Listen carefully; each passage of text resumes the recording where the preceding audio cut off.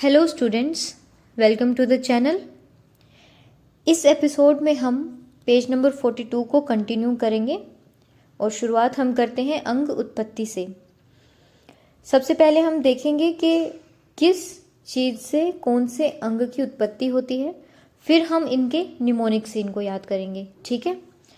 सबसे पहला आता है रक्त से यकृत और प्लीहा की उत्पत्ति होती है। रक्त से यकृत और प्लीहा। रक्त फेन से फुफ्फुस की उत्पत्ति होती है। रक्त के किट्ट से उंडूक की उत्पत्ति होती है। मांस, मेद, कफ, रक्त से वृषण की उत्पत्ति होती है। मेद और रक्त से वृक्क, आर्तव से अपरा, मांस, रक्त और कफ से जीवा, पित्तयुक्त वायु व मांस से पेशी, रक्त और कफ से हृदय और त्रिदोष और रक्त से आंत्र, गुद और बस्ती। ठीक है। अब हम एक एक करके शुरुआत करते हैं। सबसे पहला आता है यकृत और प्लीहा। वो किससे हो रहा है उत्पन्न? रक्त से। तो इसको हम कैसे याद रखेंगे? प्यार। ठीक है ना। प से प्लीहा, य से यकृत और र से रक्त। तो ये हो गया हमारा रक्त से प्लीहा और यकृत की उत्पत्ति। इसके बाद हम आते हैं रक्त फेन से। अब देखो, रक्त के अंदर अगर वायु जाएगी, है ना, तो झाग उठेगा, फेन की उत्पत्ति होगी, है ना। तो इस तरीके से आप याद कर सकते हो कि रक्त है, रक्त के अंदर बहुत सारे झाग उठ रहे हैं। झाग में क्या होता है? एयर होती है। और एयर से रिलेटेड हमारी बॉडी में कौन सा ऑर्गन होता है? लंग्स होते हैं। ठीक है ना। कौन से होते हैं? लंग्स होते हैं। एयर इसके अंदर जाती है ना। तो इस तरीके से आप याद कर सकते हो कि रक्त में फेन यदि है, रक्त फेन से कौन से ऑर्गन की उत्पत्ति हो रही है? फुफ्फुस की उत्पत्ति हो रही है। ठीक है। इसके बाद हम आते हैं रक्त किट। रक्त किट, रक्त का किट यानी कि एक प्रसाद भाग होता है, एक किट भाग होता है ना। तो रक्त के किट भाग से उंडूक की उत्पत्ति होती है। रक्त के किट भाग से उंडूक की उत्पत्ति होती है। अब इसके बाद हम आते हैं वृषण। वृषण की उत्पत्ति किससे मानी है? मांस, मेद, कफ और रक्त। इसको हम कैसे याद रखेंगे? मकर का मांस। मकर का मांस वृष्य है। वृष्य है। ठीक है। म से हो गया मेद, क से हो गया कफ, र से हो गया रक्त। मेद, कफ, रक्त का मांस 4, तो 1 हो गया, दूसरा कफ हो गया, 3 रक्त हो गया, चौथा हो गया मांस हमारा। ठीक है। तो मेद, कफ, रक्त और मांस से वृष्य। वृष्य से आप क्या लोगे? वृषण। वृष्य से आप क्या लोगे? वृषण। तो मकर के मांस वृष्य है। मेद, कफ और रक्त प्लस में मांस, ये क्या उत्पन्न करते हैं? वृषण को उत्पन्न करते हैं। ठीक है। इसके बाद हम आते हैं वृक्क, मेद और कफ। वृक्क, मेद और कफ। अब वृक्क क्या होता है? किडनी होती है ना। वृक्क क्या है? किडनी है। किडनी के अंदर क्या आता है? किडनी में रक्त बहता है। किडनी में रक्त बहता है। अब देखो, किडनी तो हो गया वृक्क, में से मेद हो गया। ठीक है। में से मेद हो गया और रक्त, तो मेद और रक्त से किस अंग की उत्पत्ति हो रही है? किडनी यानी कि वृक्क की उत्पत्ति हो रही है। ठीक है ना। इसके बाद हम आते हैं आर्तव से अपरा। इसमें तो कुछ याद करने की जरूरत नहीं है। आर्तव से अपरा की उत्पत्ति होती है। फिर आते हैं हम जीवा। जीवा किससे उत्पन्न होता है? मांस, रक्त और कफ। मांस, रक्त और कफ। इसको हम कैसे याद करेंगे? कर्मा। कर्मा। जीवा के कर्मा। जीवा के कर्मा। ठीक है ना। तो जीवा के क से हो जाएगा कफ, र से हो जाएगा रक्त और मां से हो जाएगा मांस। ठीक है। जीवा के कर्मा। फिर इसके बाद हम आते हैं हृदय। हृदय का क्या है? शोणित और कफ। तो हृदय कर। हृदय कर। हृदय कर। हृदय, कफ और रक्त। ठीक है ना। तो ये हो गया हृदय कर। अब इसके बाद आते हैं आंत्र, गुद और बस्ती। ये 3 चीजें हैं, आंत्र, गुद और बस्ती। इनमें हमारे तीनों दोष रहेंगे, प्लस में रक्त तो है ही। रक्त इनको ब्लड की सप्लाई होती है ना। ठीक है। इन सभी ऑर्गन्स में आंत्र में सबसे ज़्यादा अब्जॉर्प्शन होता है फूड का, है ना। एक गुद हो गया और एक बस्ती, इन तीनों के अंदर त्रिदोष प्लस रक्त होगा। ठीक है, ये हो गए हमारे अंग उत्पत्ति, किस किस धातु से कौन कौन से अंग की उत्पत्ति हो रही है वो हमने देखा। अब हम आते हैं अर्श पर। अर्श देखिए आचार्य सुश्रुत के अकॉर्डिंग अगर वात अर्श है तो इसके क्या क्या मेन लक्षण होंगे जो क्वेश्चन में पूछे जा सकते हैं, वो कैसे हैं। कदम्ब पुष्प, कदम्ब पुष्प वातर्ष में देखने को मिलेगा। तुंडिगेरी वातर्ष में है। नाड़ी मुकुल वातर्ष में है। सूची मुखाकृतानी ये भी किस में है, वातर्ष में है। अब बात आती है पित्तज की। पित्तज अर्श अगर है तो यकृत प्रकाशानी, यकृत प्रकाशानी ये किसका लक्षण है, पित्त अर्श का है। शूक जीवा, यव मध्यानी, जलोका वक्र, ये 4 इंपॉर्टेंट लक्षण हैं किसके, पित्त अर्श के। उसके बाद आते हैं हम श्लेष्मार्श। श्लेष्मार्श में क्या आएगा, करीर पनस अस्थि, ये कई बार क्वेश्चन पूछा गया है AIPGT के एग्जाम में। ठीक है, करीर पनस अस्थि कौन से अर्श का लक्षण है, आपको याद होना चाहिए, ये है श्लेष्म अर्श। दूसरा क्वेश्चन क्या है, गो स्तन अकारणी।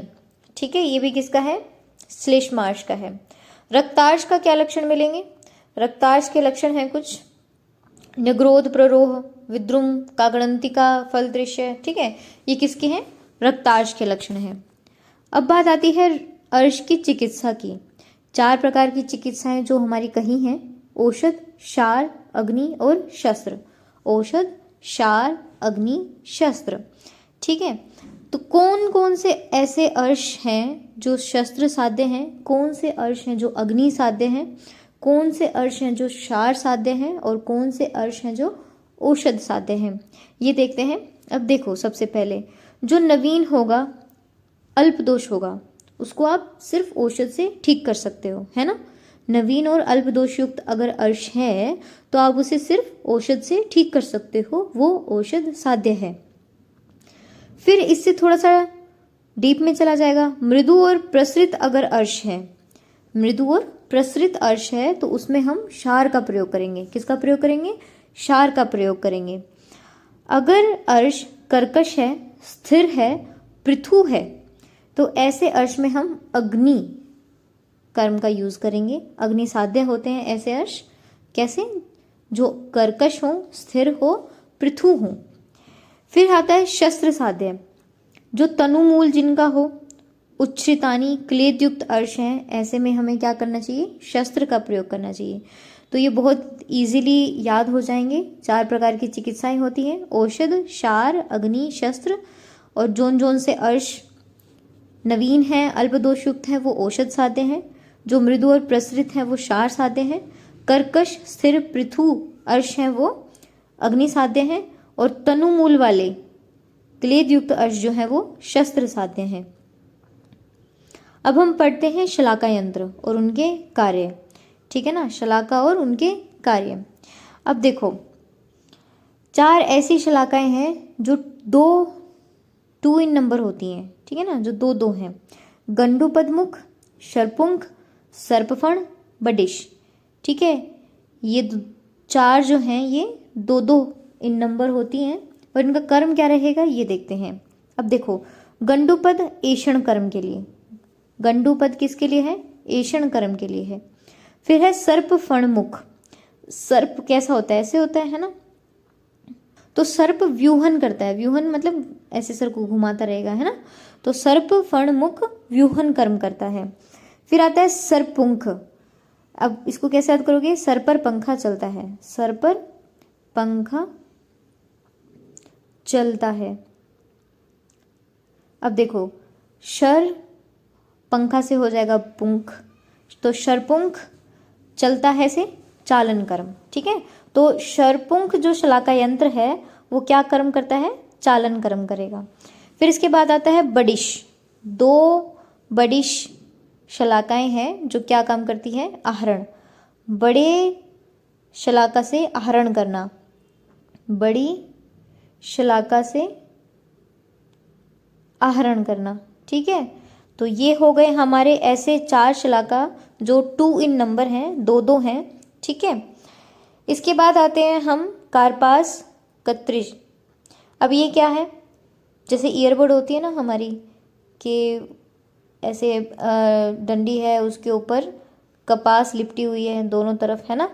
तो इसने भी यही बोला है कि कपास लिपटी हुई जो शलाकाएं हैं ऐसी 6 होती हैं और उनका कर्म क्या है, व्रण पोंछने हेतु, ठीक है ना, व्रण को साफ करने हेतु। इसके बाद हम आते हैं मसूर दल जैसी आकृति की जो होंगी शलाकाएं, वो स्त्रोतगत शल्य को निकालने के लिए होती हैं।